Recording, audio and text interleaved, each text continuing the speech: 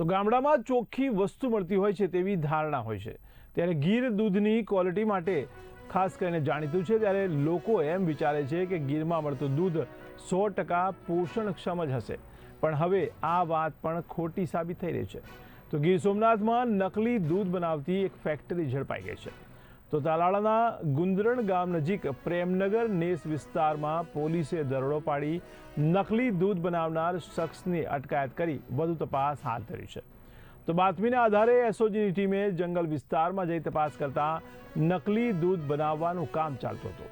તો એસઓજીની ટીમે નકલી દૂધ બનાવનાર રવિ કાળાભાઈ કારમટા નામના શખ્સની અટકાયત કરી હતી અને વધુ તપાસ હાથ ધરી છે। ત્યારે એસઓજીની ટીમને ઘટના સ્થળેથી નકલી દૂધ બનાવવા માટે વાપરવામાં આવતું પામ ઓઇલ, મલ્ટીડેક્સ્ટીન, સ્ટાર્ચ પાવડર અને યુરિયા જેવા જોખમી કેમિકલ્સ જપ્ત કર્યા છે।